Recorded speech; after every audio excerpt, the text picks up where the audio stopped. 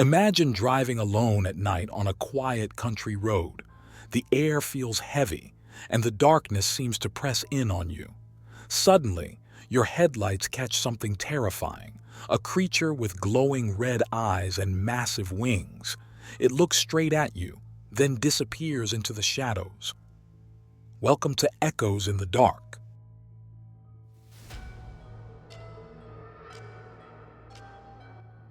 It started in November 1966, on a cold, misty night near the TNT area outside Point Pleasant. Roger and Linda Scarberry, along with their friends Steve and Mary Millette, were driving down a lonely road. The area was silent, too silent. Then, out of the corner of their eyes, they noticed movement near the old abandoned munitions plant. In the glow of the car's headlights, they saw it. A tall figure, over 6 feet, with broad wings and glowing red eyes that seemed to pierce through the night. Panic set in as the creature spread its wings and started moving toward them.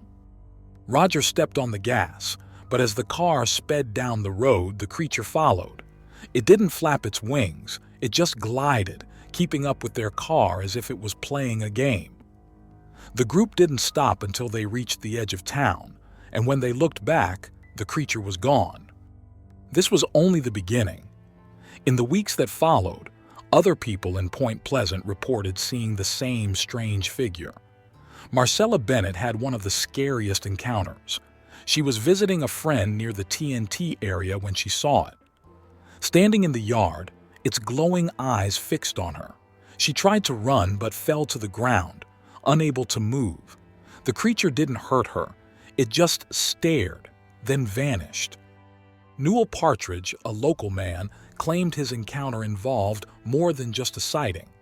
One night, his TV started flickering, and a strange, high-pitched sound filled his home.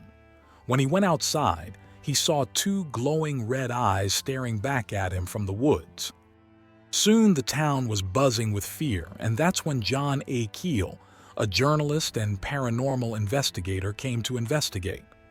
Keel spent months in Point Pleasant, talking to witnesses and documenting their stories, but his research uncovered something even stranger.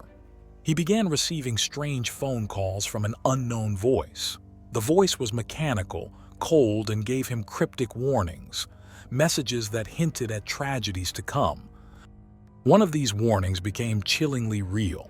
On December 15, 1967, the Silver Bridge, which connected Point Pleasant to Ohio, collapsed during rush hour, killing 46 people. In the days before the collapse, some residents claimed to have seen the Mothman flying near the bridge. After the tragedy, sightings of the creature stopped, leaving many to wonder if the Mothman was trying to warn them or if it was somehow connected to the disaster. Keel, after speaking to dozens of witnesses and experiencing the bizarre events surrounding Point Pleasant, concluded that the Mothman was part of a larger web of paranormal activity. He theorized that it could be an interdimensional being, a manifestation tied to UFO sightings, or even a harbinger of tragedy. Keel believed that the creature's appearance, the strange phone calls, and the Silver Bridge collapse were not coincidental but interconnected, a glimpse into a world beyond human understanding. The Mothman legend has never faded. Even today, people debate what it was. Some say it was a misidentified bird or an elaborate hoax. Others believe it was a supernatural being, a guardian or warning sent to help us avoid disaster. But what about the glowing red eyes, the strange calls, and the chilling encounters? Could they all be connected?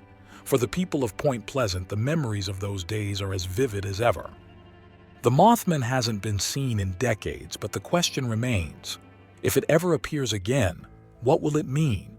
Was it truly a harbinger of doom, or was it something beyond our understanding?